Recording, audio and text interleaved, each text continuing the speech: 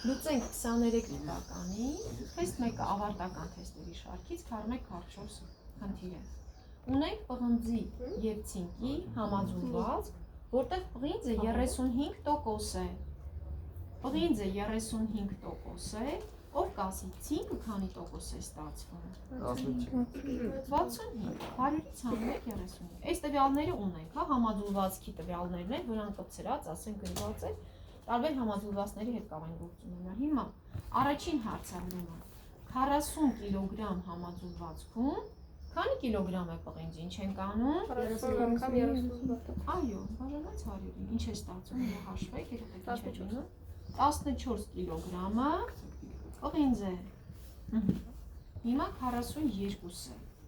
Քանի կիլոգրամ ցինկ է պարունակում այդ համաձուլվածքի 60 կիլոգրամը։ Հիմա ցինկի վրա ենք կենտրոնանում, ինչ պիտի անեմ։ 60 անգամ 65 բաժանած 100-ի, սա ինչ է լինում, երեխեք։ 21 Հա, կարող է 39-ը 30։ 21 հետո 60-ից հանած 21, 39։ Միանգամից, հա։ Եթե դուք հաշվեք պղինձը լինում է 21, 60-ից հանած 21, 39։ Կարող եք երկու։ Ես մի քայլով արեցի, որտեղ այստեղ առաջի քայլը արդեն արել էի։ Շատ լավ, 43։ Համաձուլվածքի 40 կիլոգրամը խառնեցին 10 կիլոգրամ 60%-անոց պղինձ պարունակող պղնձի ցինկի նոր համաձուլվածքի հետ։ Ստացված համաձուլվածքի որ տոկոսն է պղինձ։ 40 կիլոգրամի տվյալներն ունեմ, չէ՞։ Մի հատ մոտս գրեմ։ 40 կիլոգրամ համաձուլվածքը, որտեղ ցինկը պղինձը որքան էր, արդեն հաշվել էինք։ 40-ի մեջ 14 կիլոգրամը պղինձ էր, մնացածը ցինկ է։ Խառնել ենք, լավ գրենք, 26 կիլոգրամն էլ ցինկ է։ Խառնել ենք ինչ։ 10 կիլոգրամ 60%-անոց։ 60% ինչ է նշանակում։ 60%-անոց։ 10 կիլոգրամ 60%-անոց։ Այս ունեմ 40 կիլոգրամ դցրել եմ 10 կիլո։ Սա էլ է համաձուլվածք, սա էլ, բայց սա քանի տոկոսանոց է։ 35%-անոց։ Իսկ սա 60%-անոց։ Ինչ քայլ պետք է կատարենք։ 10 անգամ 60 բաժանած 100-ի։ 6 կիլոգրամը ինչն է մեջը։ Պղինձը 10 անգամ 60 բաժանած 100-ի։ Մեջի պղինձն ենք հաշվում եւ 4-ը մնում է ցինկը, օպրետ։ Հիմա ասում է հաշվեք նոր ստացված համաձուլվածքում պղնձի տոկոսը։ Ոնց հաշվենք։ Այսինքն 50-ն է։ Այո, նոր համաձուլվածքը 50 կիլոգրամ է, ապրես։ 50 կիլոգրամը ստացվեց 40-ին 10 գումարելով։ Դա 100% է։ Չէ՞, ամբողջ համաձուլվածքը։ Մանե պղինձը որքան է։ 14 6 Պղինձները իրար ենք գումարել։ 14-ին 6 20 կիլոգրամն էլ x, ով հասկացավ լիարժեք։ 6 Ապրես Մարիանա։ Ինչ կլինի x-ը։ 20 անգամ 100 բաժանած 50-ին։ Նա կասեք 50 որտից։ Հեսա կասեմ իբարկյան, նորից եմ ասելու։ Ինչ էր ստացվում։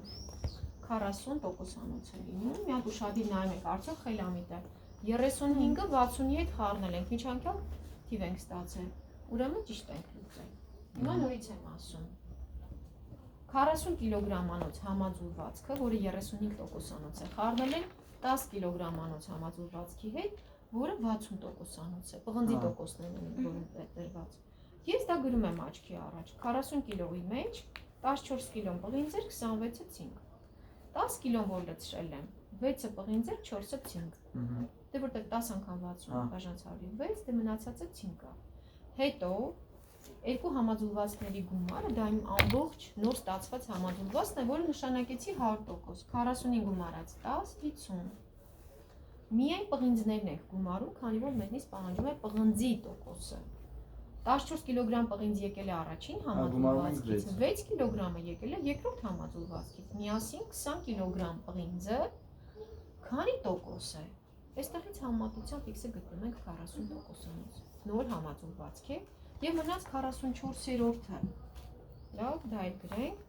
մի հատ ստոպարը, 44-րդ խնդրում ինչ էր պահանջում, մի հատ նորից հիշենք, 60 կիլոգրամ